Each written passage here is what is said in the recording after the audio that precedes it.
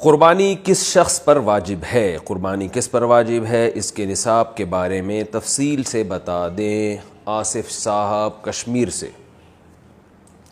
جناب آصف صاحب، قربانی کے نصاب میں 5 چیزیں دیکھی جائیں گی، 5، یہ خوب اچھی طرح دماغ میں بٹھا لیں۔ اور یہ 5 چیزیں کس دن دیکھی جائیں گی؟ بقرعید کی صبح صادق، یعنی 10 ذی الحجہ کی صبح صادق سے لے کر 12 ذی الحجہ کے غروب آفتاب، یعنی یہ جو 3 دن ہے نا قربانی کے، 10، 11، 12، ان 3 دنوں میں کوئی شخص صاحب نصاب ہو تو اس پر قربانی واجب ہے۔ صاحب نصاب کا مطلب کیا ہے؟ یہاں پر قربانی پر خوب سمجھ لیں۔ سونا ہو کسی کے پاس، یا چاندی ہو، یا مال تجارت ہو۔ تجارتی مال کا مطلب وہ چیز جو بیچنے کی نیت سے خریدی ہو، کوئی پراپرٹی ہے بیچنے کے لیے خریدی، دکاندار کا جو جتنا سامان دکان میں پڑا ہوتا ہے سب بیچنے کے لیے خریدا ہوتا ہے، کوئی کپڑا آپ نے خریدا تھا، خریدتے ہوئے بیچنے کی نیت تھی، تو یہ تجارتی مال کہلاتا ہے۔ چوتھی چیز ہے نقد رقم، کیش، یعنی جو بھی آپ کے پاس بینک میں یا جیب میں جو کیش اماؤنٹ پڑا ہوتا ہے، یہ 4 چیزیں ہو گئی۔ 5ویں چیز ہے ضرورت سے زائد سامان۔ ضرورت سے زائد سامان میں بہت تفصیل ہے، آسان اس کی ایک جو ہم اگر ضبط کر سکتے ہیں تو وہ چیز جو پورے سال بھی استعمال نہ ہوتی ہو، گھریلو چیزوں میں وہ چیزیں جو پورے سال بھی استعمال نہ ہوتی ہوں، جیسے کپڑے، کوئی یا برتن ہے، ڈنر سیٹ ہے، پورے سال استعمال نہیں آتا۔ اسی طرح کوئی پراپرٹی پڑی ہوئی ہے جو نہ کرائے پر دی ہے آپ نے اور نہ آپ اس میں رہتے ہیں، وہ پراپرٹی بھی ضرورت سے زائد میں داخل ہے۔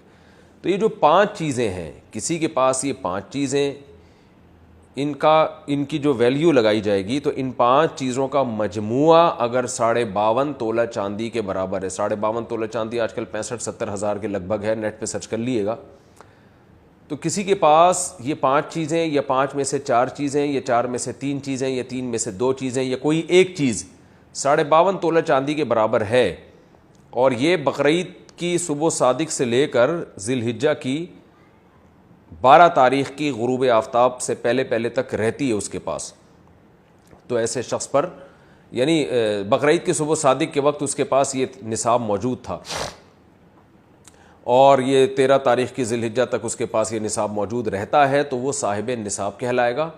13 تاریخ نہیں، 12 تاریخ، 10، 11، 12، 3 دن، تو وہ صاحب نصاب کہلائے گا اور اس پر قربانی واجب ہے، بشرطے کہ یہ جو 5 چیزیں یا 4 یا 3 یا 2 چیزیں میں نے بتائی ہیں، ان میں سے سب سے پہلے قرضہ مائنس کیا جائے گا، یعنی قرضہ مائنس کر کے 52.5 تولہ چاندی کے برابر بن رہا ہو۔ اسی طرح گیس بجلی کا بل جو ان کے اوپر لازم ہے وہ بھی اس میں سے، یا جو مہینے کا راشن آئے گا وہ بھی مائنس کیا جائے گا، جو گھر کا ضروری راشن ہوتا ہے نا وہ بھی مائنس کیا جائے گا۔ مائنس کرنے کے بعد اگر 52.5 تولہ چاندی کے برابر رقم بچ رہی ہے تو ایسے شخص پر قربانی واجب ہے، چاہے مرد ہو چاہے عورت ہو۔ تو عورت کیسے قربانی کرے گی؟ سونا خواتین کے پاس بہت ہوتا ہے، چاندی ہوتی ہے، چاندی نہیں بھی ہو تو سونے کے نصاب جو ہے اس کے ساتھ اگر 1 روپیہ بھی ہے تو وہ بھی 52.5 تولہ چاندی کی قیمت دیکھی جائے گی اس میں بھی۔ تو عورت کیسے قربانی کرے گی؟ اس کے پاس تو کیش نہیں ہوتے عام طور پہ، تو پورے سال جمع کرے، تھوڑے تھوڑے اپنی جیب خرچی سے بچایا کرے، یا سونا کو بیچ کر کرے۔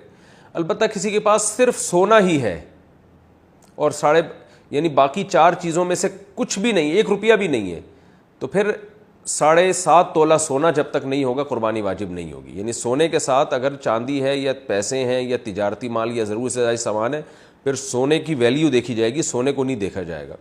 لیکن اگر صرف سونا ہی ہے تو پھر 7.5 تولے سونے سے کم پہ نہ زکوٰۃ ہوتی ہے نہ قربانی ہوتی ہے۔ تو یہ ہے، تفصیل سے آپ کو بتا دیا۔ تو آپ چاہیں تو اس میں ایک گائے میں حصہ لے لیں، چاہیں تو بکرا لے لیں، چاہیں تو دمبا لے لیں۔ مرد پر الگ واجب ہے، عورت پر الگ واجب ہے، جو بھی صاحب نصاب ہوتا ہے۔